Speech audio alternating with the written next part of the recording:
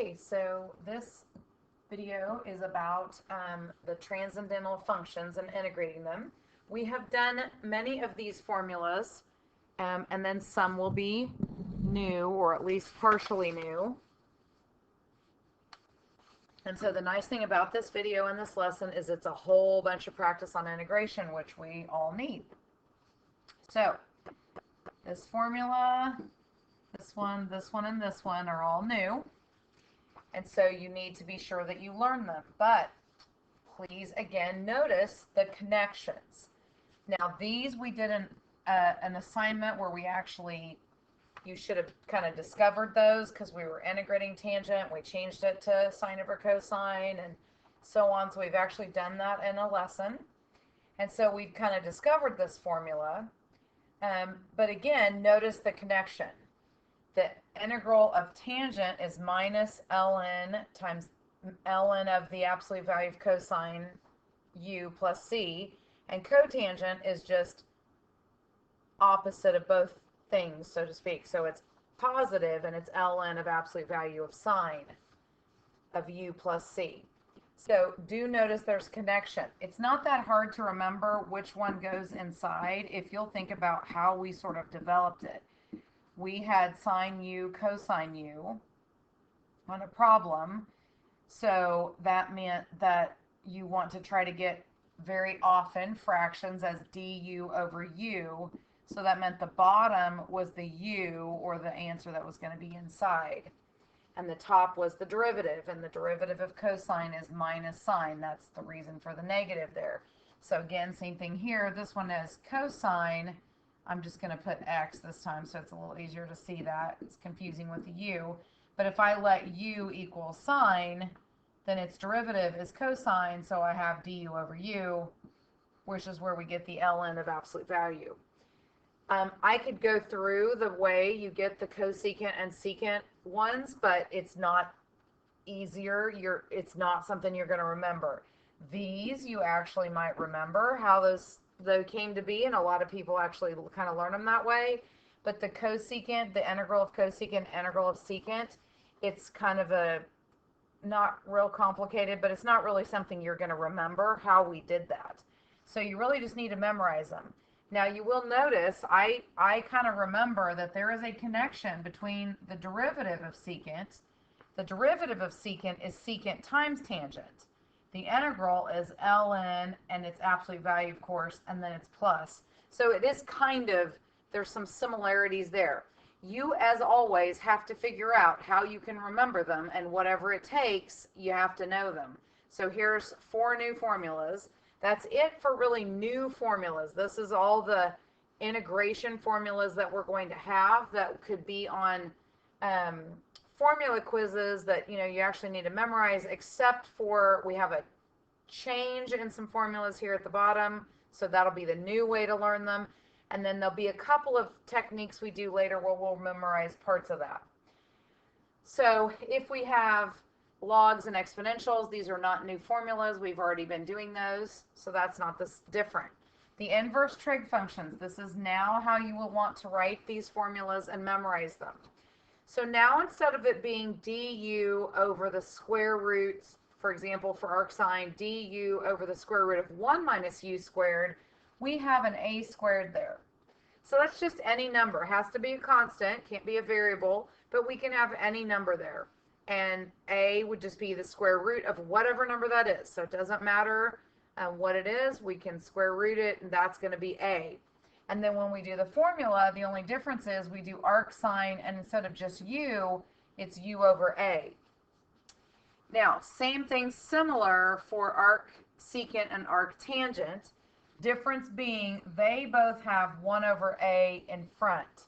So you will have to distinguish that arcsine does not have 1 over a in front, but the other two do, and then basically you're just doing u over a inside.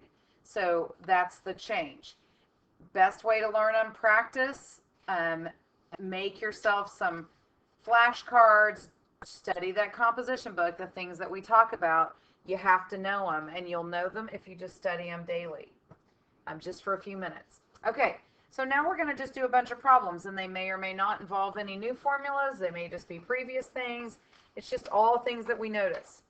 The biggest thing to remember about integration is it's not something, you should not be frustrated if you look at the problem and you don't know what to do immediately, because it's not going to be that obvious.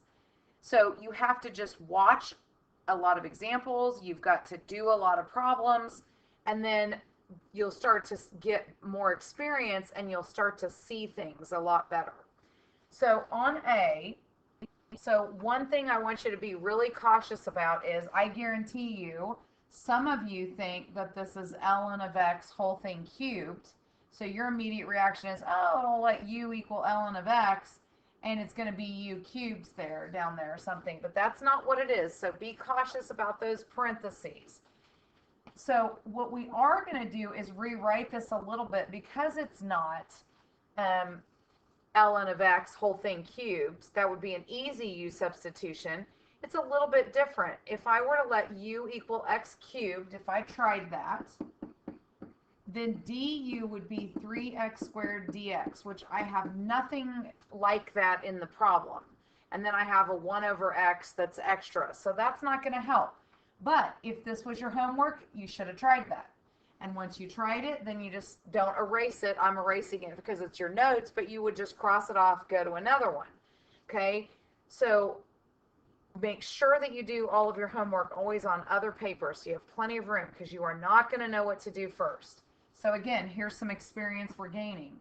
I'm going to notice that 1 over x is kind of important, because I would like for this to have something to do with ln of x, but I'm going to rewrite ln of x cubed as 3 ln of x. That's that log property. And remember, if you struggle with those log properties, you need a page in your composition book with those properties. Study it every day, and you'll remember that you can move a power in front. Now, if I let u equal ln of x, I'm in a much better position here. So I am going to let u equal ln of x, and then du, the derivative of ln of x, is 1 over x dx. Well, that's good, because here's your 1 over x dx, so that's going to become du, and then I'll have 1 over 3u, which is fine. I like to just put the constant out in front, so I'm just going to pull the 1/3 into the front, and then realize I have 1 over ln of x, but ln of x is u, and then 1x dx is in fact du. You can see it right here in your substitution. So now I'm just going to do this integration. Remember, once it's u, you just go ahead and integrate it. So the integral of 1 over u is ln of the absolute value of u plus c. That 1/3, of course, just keeps tagging along. So that's going to be 1/3 ln of the absolute value of u, and u was ln of x, plus c. So it's a very strange looking problem. It's ln of x, but that's what we end up with. Okay, so there's my answer. And remember, you can check answers by doing the derivatives. So if you were to multiply this out and do the derivatives, it should match. All right, let's look at B. So again, when we have a fraction and we're dealing with it, one thing that we often will try is to see if it will fit du over u. So I am going to try to let u equal 2 minus 3 cosine x, the whole entire bottom. Then the derivative, well, the derivative of 2 is 0. Derivative of negative 3 cosine theta would be 3 sine theta d theta. So now I'm going to have a very successful problem here. I just put 3 here for sine, put 1/3 outside, so now I have it fixed so that I do in fact have du, 3 sine theta d theta is du over u. So it's 1/3 ln absolute value of u plus c, 1/3 ln absolute value of u, which was 2 minus 3 cosine theta plus c. Now remember, most of you can probably just go here, because as soon as you say I'm doing ln of absolute value of u, just go ahead and fill in what u is as you substitute it. what we let u equal. All right, so on C, so again, I'm going to try that again. I'm going to say, all right, let's see if I can get du over u. So the bottom is 1 plus sine t, so I'm going to let the whole bottom equal u. So the derivative of u is du, derivative of the right is cosine t dt. Well, that's exactly the top.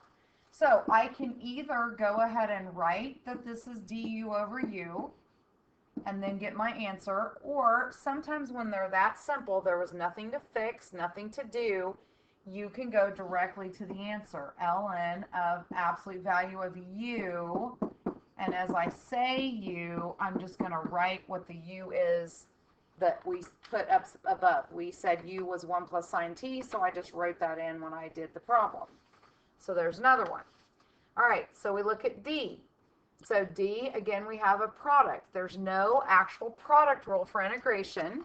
U substitution is one way we can often deal with a product if one of the things is the derivative of part of the other one, or the whole part, a whole other one, but at least part of it, like the inside is generally where we start.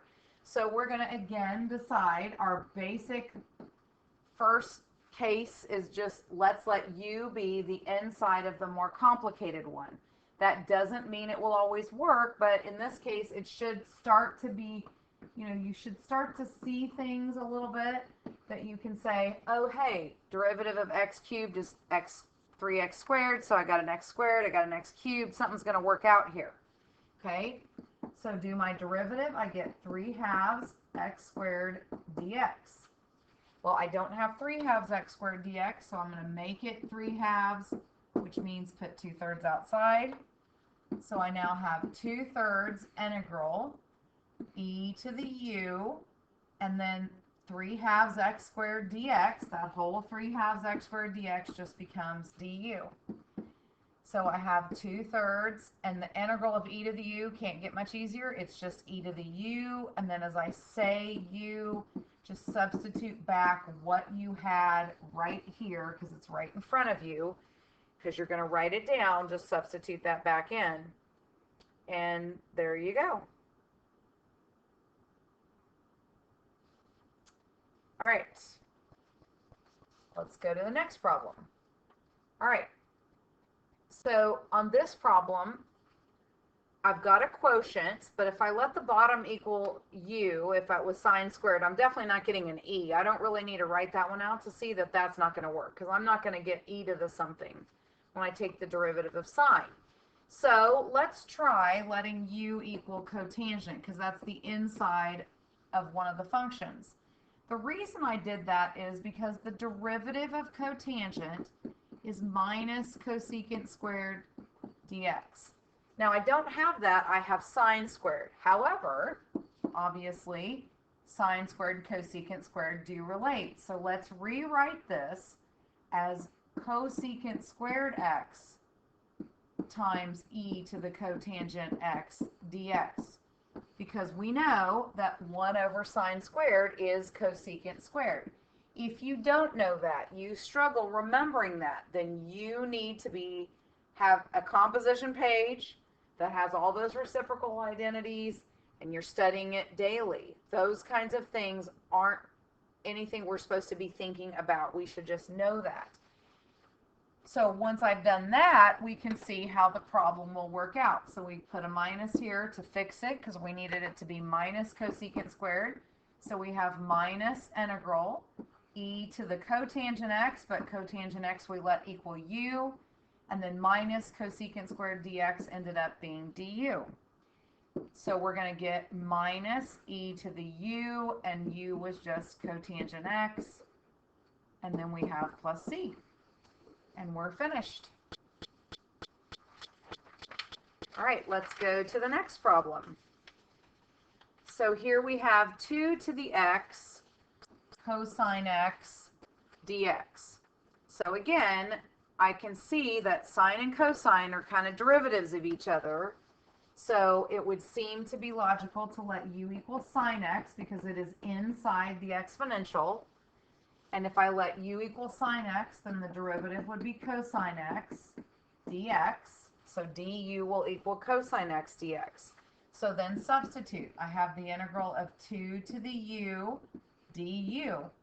We have a formula for that. The formula for that is, it is the exponential rewritten, so I'm going to put sine x instead of u, so this would be 2 to the u, and then you divide by the ln of 2 plus c. And remember, that's, you divide by that constant, because if you were doing the derivative of 2 to the x, you would do 2 to the x times ln of 2. So when we integrate, we'll divide by ln of 2. Okay, now G is the first one that kind of fits definitely a new format. So here are some of the things that you should think about anytime you do integration. Number one thing is this exactly a formula? So every single integration problem, the very first thing you should do is say, does this exactly one of my formulas? Well, it is not. Next thing you should do is decide, can I use substitution to make it look like one of the formulas that I have? Well, you should kind of look at this and say, well, it's not inverse tangent, but it's awful close. Okay? And now that we have our new way to look at our formulas, we're looking at arctangent. I'm just going to kind of write it down here where I have room. The integral of 1 over a squared plus u squared du. So I'm looking for any constant squared plus any function squared, and then its derivative is there, of the function is there. That's what I'm looking for.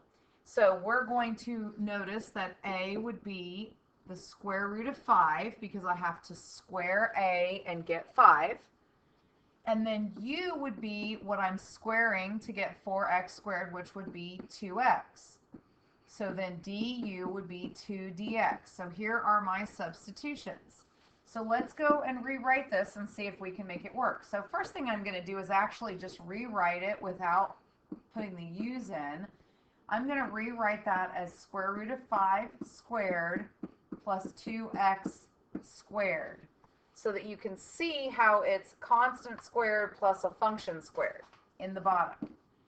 So I can now substitute. I'm supposed to have 2 dx in order to do du, so I'm going to make it 2 dx and then put a 1/2. So 2 dx is going to be my du, and then square root of 5 squared is really just going to stay that way. It's just going to be the square root of 5 squared, because that's the a, plus u squared, because u equals 2x. Now I just do the formula. Well, remember, in the formulas, they all have 1 over a, except for arc sine. So this is arctangent, so we have 1 over a, and then it's tangent inverse, and the difference is it's u, which was 2x, over a is what goes inside, and that's it. So again, practice saying those formulas, saying them, and you'll learn it pretty quick. It's really just something we're fitting. We're making it sort of fit. Oh, I forgot my 1/2 here. Terrible mistake. So that 1/2 needs to be there, so this is 2 square root of 5 on the bottom. And be careful when you're copying, don't do that. All right, so here on H, I look at this problem, and again, I notice that the bottom is what you get when you take the derivative of sine inverse. I get 1 over square root of 1 minus x squared. So a very logical thing to do here would be, let's let u equal sine inverse of x. Then that means the derivative of u is du. Derivative of sine inverse of x is square root of 1 minus x squared dx, which is exactly what this problem has. So this is going to end up just being u du, because don't forget that this is really times 1 up here, so 1 over this dx all becomes my du. Now remember also, once you get done and you've substituted the u's, don't worry about the original problem anymore. Just integrate that, because a lot of students start getting themselves all messed up and trying to make it fit arc sines and all kinds of stuff. I've already substituted. I'm just integrating u. So it's u squared over 2 plus c. And then I go back and see that u was sine inverse of x, whole thing squared over 2 plus c, and I'm done. Okay, so u substitution, again, whole purpose of that is to make it easier for us to see that we fit a pattern. Okay, now we're going to do definite integrals. So remember, the only difference here, it's virtually the same exact thing. The difference is I have to change my limits of integration to stay with u.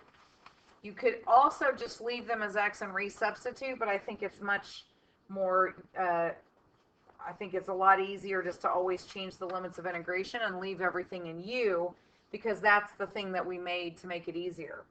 So again, we look at this problem and we say, does this fit a formula? Well, I certainly don't have a formula for something that I take the derivative and get 1 minus sine x over x plus cosine x. So it doesn't fit a formula. So I'm going to try u substitution. So my choices for u here, well, again, it's a fraction.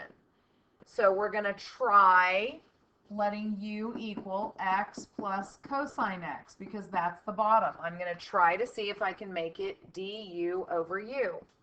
So I have u, derivative of u is du. Let's take the derivative of x plus cosine x. Derivative of x is 1. Derivative of cosine x is minus sine x. And then this whole thing dx. And that is, in fact, exactly what I have on the top. So that does work out. But before I do any substituting in the problem, I need to substitute for my limits of integration. So remember, these original limits of integration are, of course, for x, because that says dx. So let's translate them. So when x is 0, I'm going to plug it in and find out what u is. So I simply plug it in to where I made the substitution, u equals x plus cosine x. So I get u equals 0 plus cosine of 0. Cosine of 0 is 1. So I get 1 for u. And then when x equals pi over 2, then I need to figure out what u is. So I'm going to have pi over 2 plus cosine of pi over 2. Cosine of pi over 2 is 0, so that's just going to be pi over 2. So now, remember to change everything. So instead of x equals 0, I put u as 1. And then for x equals pi over 2, u is still pi over 2. That didn't change. And then in my problem, 1 minus sine x dx was du. And the bottom is u. And all of that came right from there. I just substituted what was in the problem for those things. So now I'm going to integrate it and then evaluate it. So the integral of du over u is ln of the absolute value of u. And I'm integrating from 1 to pi over 2. Now, I've already substituted and changed everything in terms of u, so I don't need to substitute back. I just go ahead and do the problem. So I get ln of pi over 2 minus ln of 1. And remember that ln of 1 is 0, so we get ln of pi over 2. And at any time, you can, obviously, if you need practice, type those in the calculator. If I need to match it, application problem, whatever. But that's the answer you should just leave. I'm pretty confident in your calculator skills to change that. Okay, so we look at this one. So we have e to the 2 minus x dx. So we know it's not a formula, because I need exactly e to the x to be a formula. So I need to see if I can do substitution to make it just like e to the x. So I'm going to let u equal that entire exponent. So if u equals that, then the derivative of u is du, and the derivative of 2 minus x is minus 1 dx. So all I need to make this work is a negative here and a negative there. And then I'll have my minus dx, and I'll have my e to the u. But we also have limits of integration, so let's change those. So when x equals 1, we need to figure out what that's going to make u equal. Well, it's going to be 2 minus 1, so we're still going to get 1. And when x equals 3, we're going to get u equals 2 minus 3, which is negative 1. Now, don't worry about the order they go in. You substitute everything exactly as it comes up. So this will be minus the integral. And instead of 1 to 3, I will do 1 to negative 1. Don't just automatically put the small one on the bottom. we have to substitute them the way they go. So when x was 1, we get 1, and when x is 3, we get -1. That's what we have to substitute. And then the inside is now e to the u du. So I get minus brackets, the integral of e to the u, of course, is e to the u, and I'm evaluating from 1 to -1. So I get negative, and I get e to the -1 minus e to the 1, and that's the answer, because there's really not anything else I can do. Now, often you will see answers when you're matching, they'll distribute that negative, which simply changes the order of what you have inside, and then they might write 1 over e instead of e to the -1. But you don't have to do that. Again, you just have to get to the point where you can match it. All right, so let's do 10. So we have e to the 3 over x all over x squared. So again, we have to kind of think, well, it doesn't make sense to do du over u, because that would make the bottom e to the, or the bottom would just be x squared, would be u, and that's certainly not the top. So it looks like let's try letting u equal the inside of the more complicated function, which is that e function. Then I need to do the derivative. Well, don't forget that 3 over x for derivatives purpose would be 3x to the -1. So when you take your derivative, you're going to get -3x to the -2 dx, or you might want to write it -3 over x squared dx, and then I can see that, in fact, that's what I have in the problem, and so I will be able to do my du once I make my small change. I have 1 over x squared dx, and I need it to be -3 over x squared dx, so I'm going to stick in a -3, which means -1/3 outside. And then I also need to change my limits of integration. So again, these limits of integration are for x. So when x is 1, then we're going to get u equaling 3 over 1, which is 3.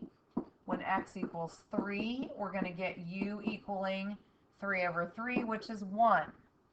And again, caution on how you substitute.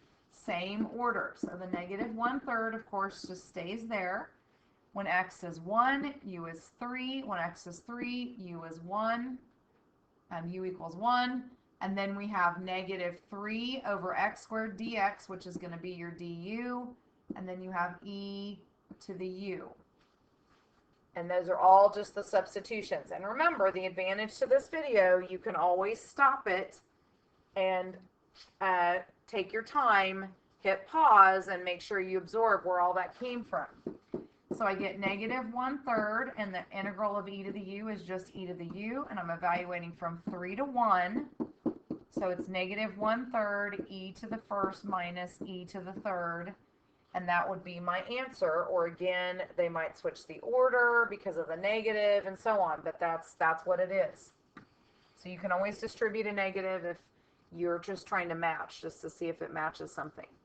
Okay, so let's go to D. So again, on D, I have a quotient. This does not fit a formula. So my first reaction, first thing I would try is u equals 1 plus e to the 2x, the entire bottom, to see if I can get du over u. So derivative of u is du. Derivative of 1 is 0. Derivative of e to the 2x is 2e to the 2x dx. Because, of course, you get e to the 2x times the derivative of the inside. That's exactly what I have on the top. So now let's just change the limits of integration. So when x is 0, that's going to give me u equaling 1 plus e to the 0. E to the 0 is 1, so we get 1 plus 1 is 2. When x equals 3, we're going to get u equals 1 plus e to the 6, and that's just what we have, and that's what we're going to have to substitute. The numbers do not always come out nice. I'm going to move down a little because I'm running out of room. So instead of x equals 0, I put u equals 2. Instead of x is 3, I put 1 plus e to the 6th. And then I see that this whole thing is du, and the bottom was my u, so I have du over u. So I get ln of absolute value of u evaluated from 2 to 1 plus e to the 6th. So I get ln of absolute value of 1 plus e to the 6th minus ln of 2. And then you can just stop there again because that's the answer. And we don't need to worry about the calculator throwing it in and getting a decimal. Okay, so we have just a few more problems. So again, you can pause and go back to this if it's a little long, or you can pause and take a break for a few minutes, or just remember, pause and rewind at any point to follow what's going. So I'm going to continue with talking about what we do, but I'm going to do them a little faster.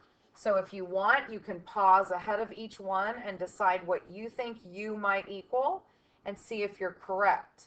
So here I'm going to let u equal x squared because that's the inside of the more complicated function, and its derivative would be x, or at least something times x. So that seems logical. So that means derivative of u is du, derivative of x is 2x dx. So I don't have the 2, so I'm going to have to put in a 2, put a 1/2 in front. Then again, my limits of integration were for x. I'm now going to make u in the problem. So when x is 0, I plug in, I get u equals 0. When x is 1, I get u equals 1. So that doesn't change this time. That's kind of nice. So I get 1/2. I'm still going to go 0 to 1 because both of those limits of integration stayed the same. And then I'm going to just do my other substitution, which is 5 to the u, because u was x squared. 2x dx equals du. Now this is a formula that I should know. If you don't, you need to work on your formulas. So this is 5 to the u divided by ln of 5, evaluated 0 to 1. When I go to this next step, I'm going to move that ln of 5 out front because it's a constant. So I'm going to make it 1 over 2 ln of 5 because 2 and ln of 5 are both in the bottom and they're being multiplied. So I just do 5 to the 1 minus 5 to the 0. And we know that 5 to the 0 is 1. 5 to the first is 5. So this is actually 4 over 2 ln of 5, or 2 over 2 ln of 5, or sorry, 2 over ln of 5, because you can divide out 2. So there's the way my answer probably would look if I was matching.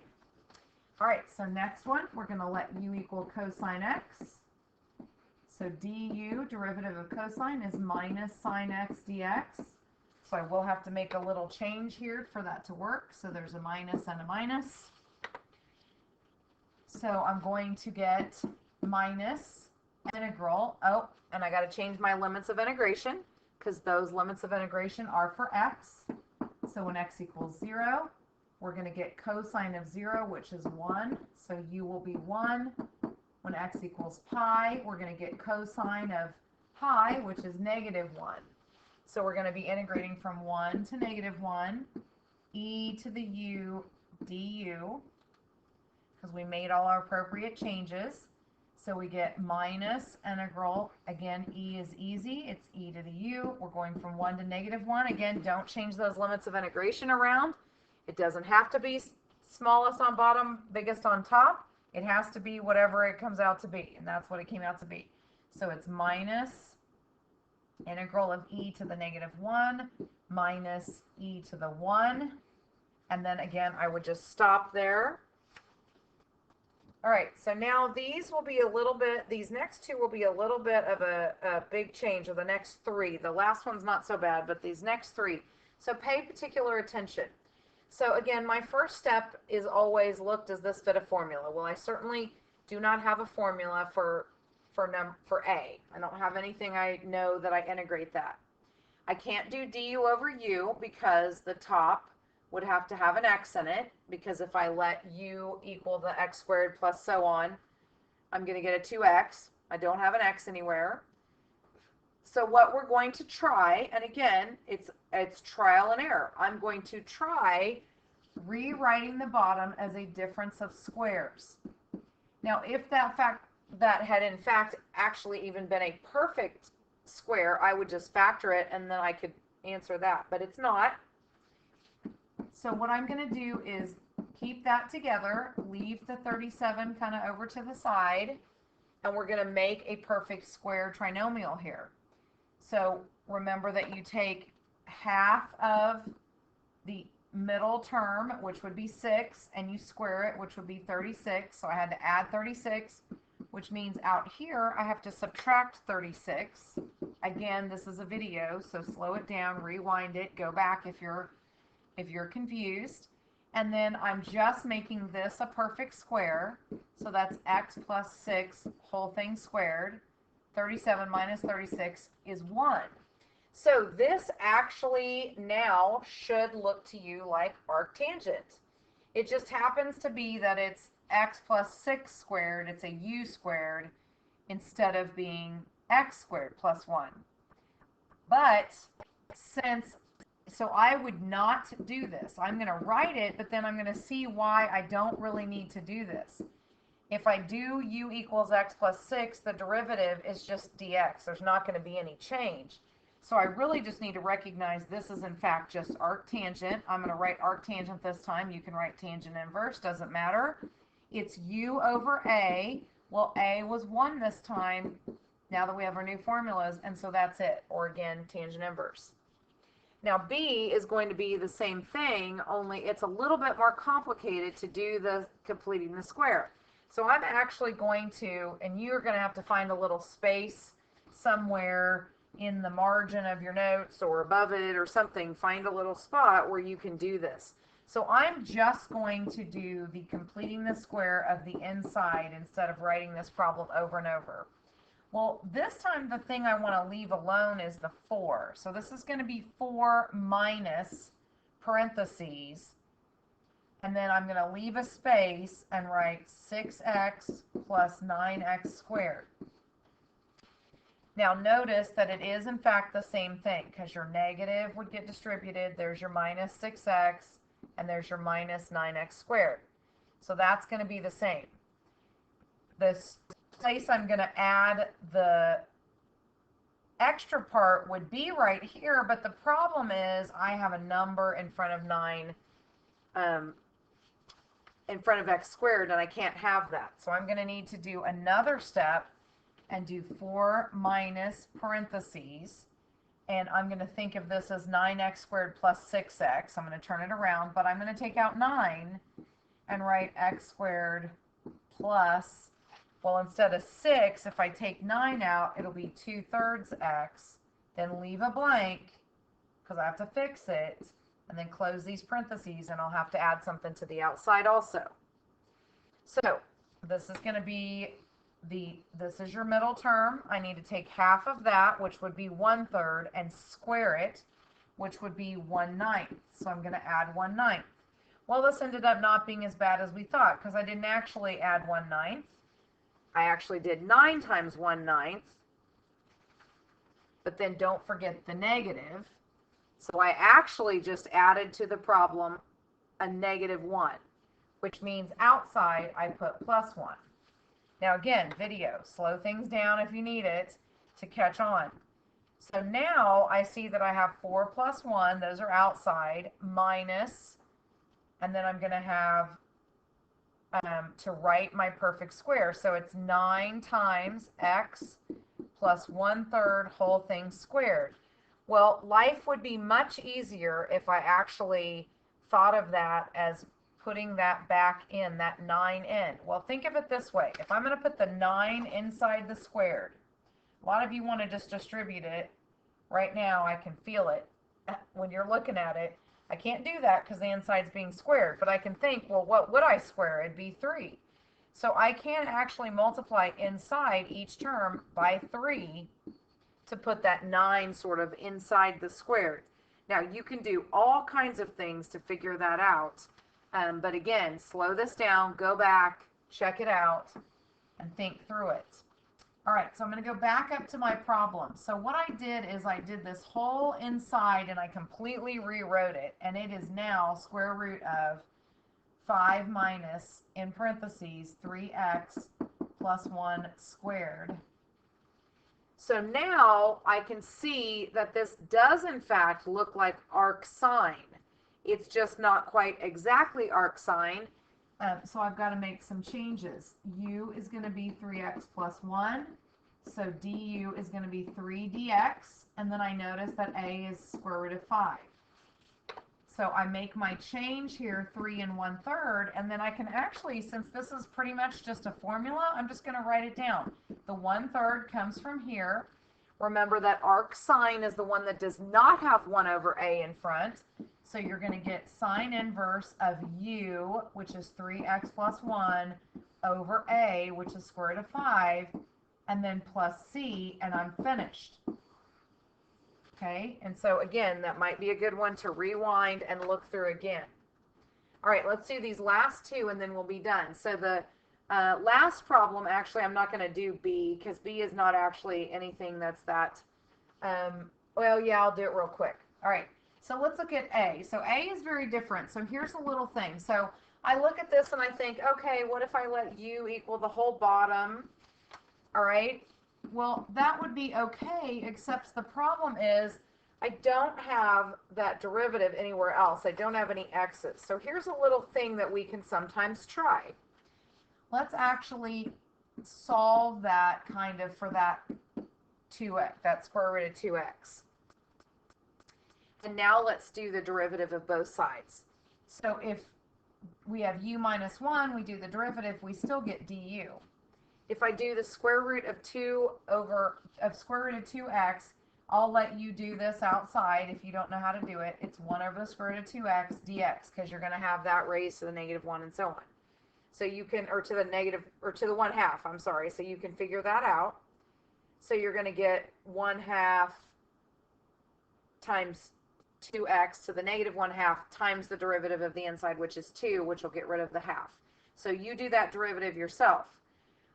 So what helps there with that is that we can notice that if we sort of multiply this bottom equation, kind of move the square root of 2x to the other side, well, it doesn't match because I want u on the left and x on the right, but what do I notice is that the square root of 2x equals u minus 1.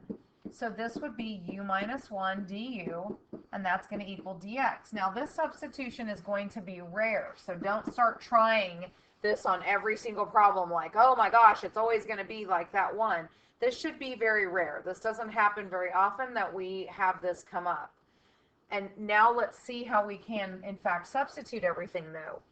Instead of dx, I will write u minus 1 du. And instead of 1 plus 2x, I will write u. Well, now the reason that helps is now this problem is something where I can just separate this, so I can make this u over u du minus 1 over u du. Just simply split that numerator. Well, integral of u over u, that's just 1, so that integral is going to be u minus the integral of 1 over u, which is ln of absolute value of u, plus c. And then we wrote very carefully what u equaled. U is equal to 1 plus square root of 2x minus ln of absolute value of that. And then I have plus c. Now sometimes you might notice that, and this happened also in some activities that we did, really we could get rid of this 1 completely. So when you're checking answers, it might not be there because this is a constant, that's a constant, so we can just replace it with just a constant. We don't have to have that there. So keep that in mind. Okay, let me do B really fast. So here we're going to look at this and think, okay, it kind of looks like it might be du over u. So let me let the bottom equal u. So the derivative is going to be 3dx. Now here's how I handle this problem. So I'll change the limits of integration in a second. So I'm going to show you what I would do though. I'm going to take the 5 because I don't want it to be 5. It's supposed to be 3. So I just take it and move it to the front. So I write the problem like this, mentally or physically. Then I just think, okay, it was supposed to be 3dx, so multiply by 3, which means outside you just divide by 3. And to me, that's the easiest way to make everything work out. So you'll have 5/3 integral. Well, those were the limits for x. So when x is 0, we find out that u is going to equal 1. And when x is 4, we get u equaling 13.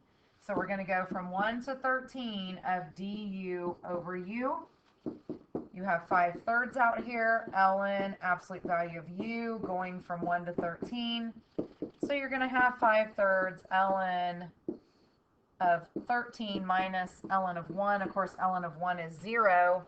So you really just get 5 ln of 13 all over 3, and that's it. And there's the answer. So this is a good problem just to recognize that that's what I do. If this is not the constant that I want, just move it and get it out of the way and fix it like we've been doing. So that completes our video on integration of transcendental functions.